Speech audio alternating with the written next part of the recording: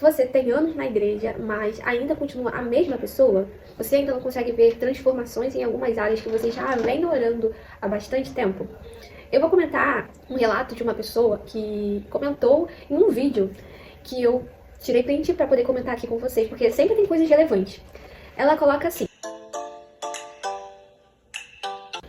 a pior tristeza é você passar anos e anos na presença do Senhor, orar e se sentir um derrotado, porque não vê mudanças em você mesma. Quando você já gritou, já se irou e ficou mal de novo porque vê o que tanto orou ainda não mudou. Quero ser uma nova criatura, não quero ser deprimida e nem sem domínio próprio. Que Deus me ajude. Aqui nesse comentário, ela traz o seguinte relato, né? Que ela passou anos na presença do Senhor, que ela ora, e mesmo assim ela não consegue ver mudança nela mesma. E sobre isso, é importante falar. Quando eu olhei esse comentário, eu vi alguns relatos de outras pessoas, né, tentando ajudá-la. E os relatos falavam assim: então você fica na presença do Senhor e você ele te responder. E outros comentários que acabavam não ajudando essa moça. E eu olhei esse comentário e eu falei assim: cara, eu preciso fazer um vídeo sobre isso, porque eu acredito que tem muitas pessoas que passam por essa situação, principalmente olhando o restante dos comentários. E uma das coisas que a gente precisa saber é que o nosso relacionamento com Deus não precisa ser com base naquilo que nós necessitamos. Ou seja, igual ela falou que ela passa anos na presença de Deus pedindo para que ela possa ser mudada e ela não consegue ver transformação. E um ponto que nós precisamos observar e começar a praticar: nosso relacionamento com Deus não pode ser baseado naquilo que nós necessitamos. Ou seja, se eu preciso de uma transformação, eu não vou viver a minha vida com Deus pedindo essa transformação. Segundo, quando eu me aproximo de Deus, aquilo que não é bom em mim é transformado. Ou seja, quando eu tenho um amigo, uma pessoa, que quanto mais eu sou próxima dela, consequentemente eu vou pegar as características dela, eu vou observar em mim o que não é bom. E com Deus não é diferente. Quanto mais eu me aproximo de Deus, mais coisas ruins em mim são reveladas. E automaticamente eu começo a me mover para mudar esses meus comportamentos. Um exemplo: na minha caminhada com Deus, eu tive de fato um encontro com o Senhor em 2016. E eu lembro que quando eu voltei para o Senhor, uma das coisas, um dos meus objetivos era me relacionar com Deus.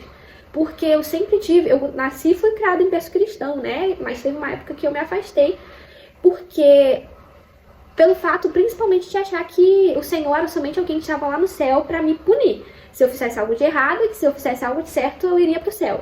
Eu tinha essa visão de Deus. E quando eu tive um encontro com Deus em 2016, eu percebi que não era assim. Eu percebi que Ele era meu amigo. Eu percebi que Ele estava comigo o tempo todo. E quando eu tive essa noção, eu comecei a ser intencional na minha busca com Deus. Eu tinha uma mania, mesmo afastada, eu orava ao Senhor e falava assim: Senhor, uma oração repetida, e em todas as orações eu falava assim: Senhor, que eu possa ter tempo de aceitar o Senhor antes que o Senhor volte. Porém, eu não tinha intenção nenhuma de voltar. E quando eu tive um encontro com Deus, eu comecei a ser intencional. Eu falei assim: cara, eu não vou ficar repetindo oração, porque se o Senhor é meu amigo, se o Senhor está comigo, se o Senhor é real, por que eu vou ficar falando a mesma coisa? Ninguém aguenta isso. Eu tenho certeza que se eu tivesse uma amizade e eu ficasse repetindo todo dia a mesma coisa, ela não iria nem querer ficar perto de mim, né? Eu fui nesse conceito. E eu lembro que eu fui intencional. Eu comecei a todos os dias orar ao Senhor. E eu era intencional de não repetir a oração. Eu falava assim: Senhor, e começava a falar como era o meu dia, começava a falar várias coisas. Falava coisas tão simples que eu realmente queria ter um relacionamento com Deus como um amigo, sabe? Eu não queria ter somente alguém ali pra eu falar os meus medos, pra falar o que eu queria que ele guardasse ou coisa do tipo. Eu comecei a de fato querer me relacionar com ele como um amigo, ao ponto de falar como tinha sido meu dia, o que tinha acontecido, que eu fiz de errado, o que tinham feito comigo, que eu tinha ficado chateada. E assim, é sempre um momento muito maravilhoso. E quanto mais eu me aproximava de Deus assim, como um amigo, mais coisas em mim eu percebia que eu precisava de mudança. Eu lembro que eu tinha uma mania de ficar ouvindo muita música de sofrência, né? E nisso eu começava a ficar muito triste. Eu não gostava de ninguém na época. E mesmo assim, eu me sentia triste nessa área. E eu comecei a trocar o hábito de ficar ouvindo música de sofrência para pregações, hinos. E eu percebi que todo aquele sentimento tinha saído de mim. E eu tinha parado de ficar deprimida. Ou seja, às vezes a pessoa está há anos na presença de Deus. Às vezes a pessoa está há anos pedindo para que comportamentos, sentimentos sejam retirados dela. Assim como a moça falou, que ela não quer ser mais deprimida. Mas às vezes a gente não é sensível para ouvir de fato a voz do Senhor. Eu só consegui perceber isso quando eu me aproximei de fato de Deus, como uma amiga. Então, eu comecei a orar, eu comecei a conversar com Ele. Quando eu ia para a padaria, eu nunca mais ia sozinha. Eu ia com Ele, porque eu lembro que quando eu voltei para a presença de Deus, eu me senti sozinha, sabe, de amizades. E eu lembro que uma pessoa falou assim: Sara, você tá se sentindo sozinha? Quando você vai na padaria, o Senhor tá com você. Ele não te deixa nenhum tempo, ele fica te admirando o tempo todo. E eu fiquei assim, como que essa pessoa sabe que eu tava me sentindo sozinha? E isso foi só uma prova que o Senhor de fato estava comigo. E eu parei de ignorar a presença dele. Então, quando eu ia pra padaria, quando eu ia pro supermercado, eu começava a conversar com o Senhor em pensamento. Era tão intencional que às vezes eu chegava, sei lá, no supermercado e falava assim: nossa, Senhor, tá muito caro isso aqui, né?